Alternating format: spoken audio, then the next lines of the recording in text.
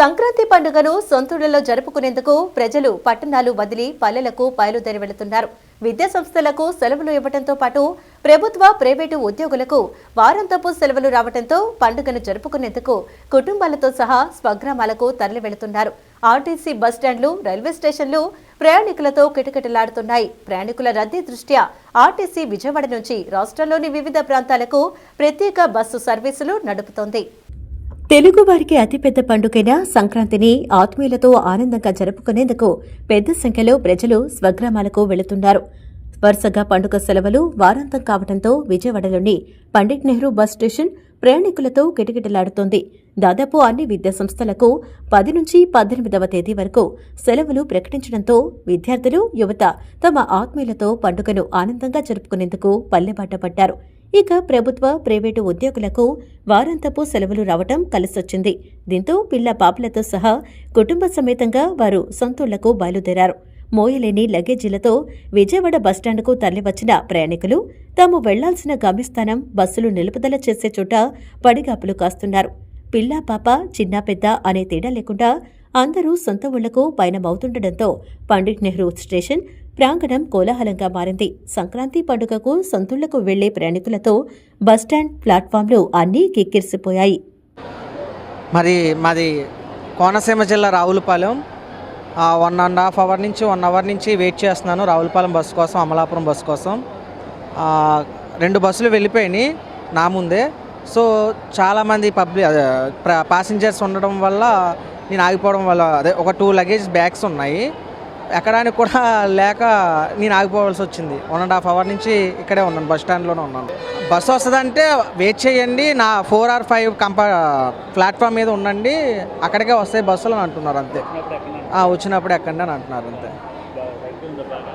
ఏమండి, బాగా అంటే బాగా. ఇంకా పండగ ఇంకా స్టార్ట్ అవ్వలేదు, అప్పుడే స్టార్ట్ అయిపోయింది రద్దీ. 9వ తారీఖున ఈ రోజునే స్టార్ట్ అయిపోయింది రద్దీ. ప్రయాణికుల రద్దీ దృష్ట్యా ఆర్టీసీ అధికారులు ప్రత్యేక బస్సులను ఏర్పాటు చేశారు. ముఖ్యంగా హైదరాబాద్తో పాటు విశాఖ, నెల్లూరు, అనంతపూర్, తిరుపతికి వెళ్లే మార్గాల్లో అధికారులు అదనపు బస్సులను నడుపుతున్నారు. విజయవాడ నుంచి విశాఖ, అమలాపురం, కాకినాడ, రాజమండ్రి ప్రాంతాలతో పాటు కర్నూలు, చిత్తూరు, అనంతపురం ప్రాంతాలకు స్పెషల్ బస్సులను ఏర్పాటు చేసిన అధికారులు సాధారణ ఛార్జీలే వసూలు చేస్తున్నారు. పండుగను సాకుగా చూపి ప్రైవేటు ట్రావెల్స్ అధిక రేట్లు వసూలు చేస్తున్న నేపథ్యంలో సామాన్యులు ఆర్టీసీ బస్సులో ప్రయాణించేందుకు మొగ్గు చూపుతున్నారు.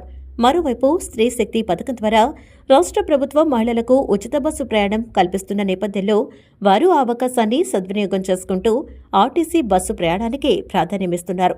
ఇక సుదూర ప్రాంతాలకు వెళ్లే ప్రయాణికులతో టికెట్టు కౌంటర్ల వద్ద రద్దీ కొనసాగుతోంది. విజయవాడ నుంచి హైదరాబాద్, విశాఖ, తిరుపతి, రాజమండ్రి తదితర ప్రాంతాలకు రెగ్యులర్ సర్వీసులతో పాటు అదనపు బస్సు సర్వీసులు ఏర్పాటు చేసినట్లు ఎన్టీఆర్ జిల్లా deputy traffic manager Sai Charan Teja వెల్లడించారు. పండుగ రద్దీని దృష్టిలో పెట్టుకుని 570కి పైగా అదనపు బస్సులు నడపనున్నామని తెలిపారు. ప్రయాణికులకు ఎటువంటి ఇబ్బందులు తలెత్తకుండా వారిని గమ్యస్థానాలకు చేర్చేందుకు అన్ని విధాలుగా సంసిద్ధతగా ఉన్నామని ఆయన వెల్లడించారు.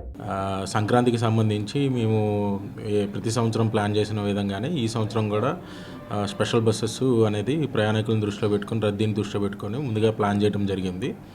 అయితే ప్రతి సంవత్సరానికి ఈ సంవత్సరానికి చిన్న డిఫరెన్స్ ఉంది. ఏంటంటే గత సంవత్సరంలో మనకి ఉచిత బస్సు రవాణా మహిళలకి స్త్రీ శక్తి పథకం అనేది లేదు. అయితే ఈ సంవత్సరం రాష్ట్ర ప్రభుత్వం వారు సూపర్ 6లో భాగంగా దాన్ని ప్రవేశపెట్టడం జరిగింది.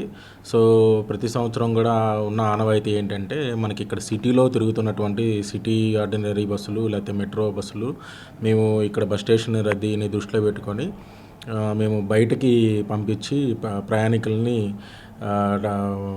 క్యారీ చేయటం అనేది జరగటం ఆనవాయితీ. అయితే ఈ సంవత్సరం ఏంటంటే మాకు ఇక్కడ లోకల్గానే సిటీలోనే మనకి రోజు గమనించినట్లయితే చాలా రద్దీ అనేది ప్రయాణికులు ఇక్కడ ట్రావెలింగ్ అనేది మనకి గమనించడం జరిగింది. ఈసారి ఏంటంటే ముందుగానే మేము బయట జిల్లాల నుంచి ఒక ప్లాన్ ఇచ్చేసి ఒక టైం టేబుల్, షెడ్యూలు, రోజువారీ ప్లాన్ను కమ్యూనికేట్ చేయడం జరిగింది. అక్కడ నుంచే బస్సెస్ వస్తాయి.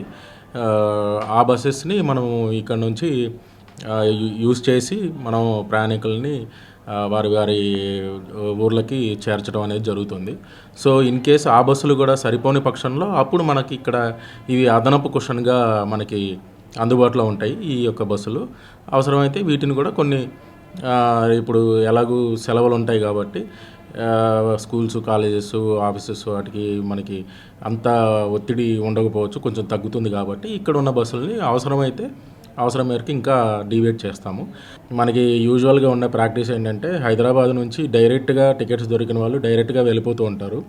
లేని వారు ఏంటంటే ఎక్కువ సర్వీసెస్ మనకి విజయవాడ వరకు ఉంటాయి కాబట్టి విజయవాడ వరకు వచ్చి, లేకపోతే ట్రైన్ టికెట్ విజయవాడ వరకు దొరికితే విజయవాడ నుంచి బస్సులు మన బస్ స్టేషన్కి వచ్చి, మన బిగ్గెస్ట్ బస్ స్టేషన్ అవ్వటం, ఇక్కడ నుంచి నెంబర్ ఆఫ్ సర్వీసెస్ అందుబాటులో ఉండటం వల్ల ఇక్కడికి వచ్చి ఇక్కడ నుంచి వెళ్తూ ఉంటారు యూజువల్గా ప్రయాణికులు.